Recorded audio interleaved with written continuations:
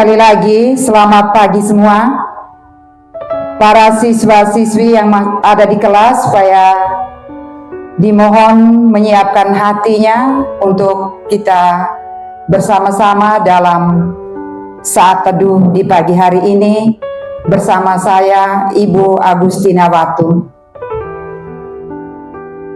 Tema renungan yang akan saya berikan pada pagi hari ini, menjaga hati di atas segalanya.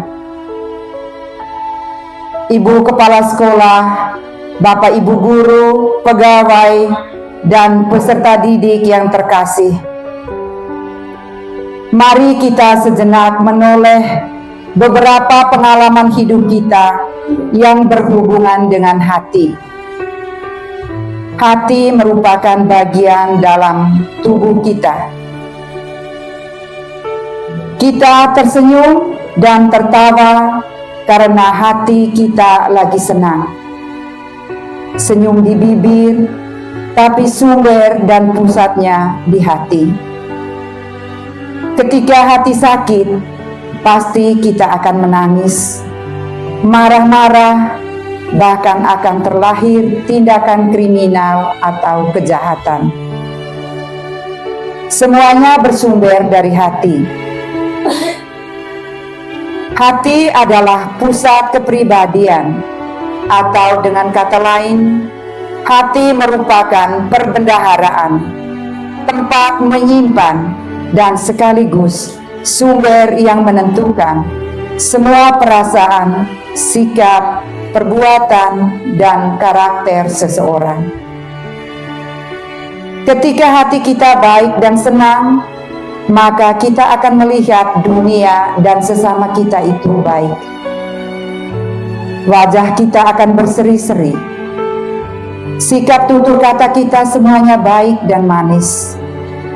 Namun sebaliknya, jika hati kita tidak baik atau gelap dan jahat, maka kita akan memandang dunia dan sesama semuanya gelap.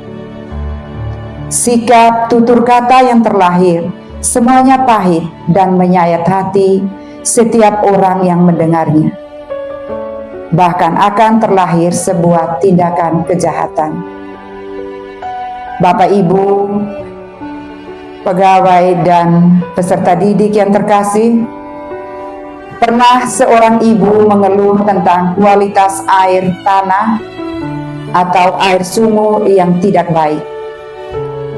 Katanya sejak mereka menempati rumah baru, mereka mendapati baju seragam putih anak-anak mereka kusam, tidak putih bersinar, dan bak mandi lekas berlumut. Belakangan baru diketahui hal tersebut disebabkan oleh kualitas air tanah yang tidak baik, berwarna dan berbau karat. Akhirnya mereka memasang alat pengolah air. Meskipun hasilnya tidak maksimal, namun sedikit banyak telah mengurangi dampak air tanah yang kualitasnya buruk. Kualitas air yang buruk berdampak buruk pula pada beberapa hal di rumah. Bapak Ibu, peserta didik yang terkasih, hati ibarat sumber air yang harus dijaga dengan baik di atas segalanya. Hati adalah pusat kepribadian dan pusat kehidupan yang menentukan jalan hidup kita. Hati penuh dosa menggerakkan tubuh kepada tindakan dosa. Hati yang bersih membawa kepada kehidupan yang baik dan berharga. Hati yang gembira akan terpancar melalui wajah yang berseri-seri. Hati yang bersih dan baik akan melihat dunia dan orang-orang sekitarnya semuanya baik. Hati yang damai dan teduh akan melahirkan perbuatan yang damai dan teduh pula bagi diri sendiri dan sesama.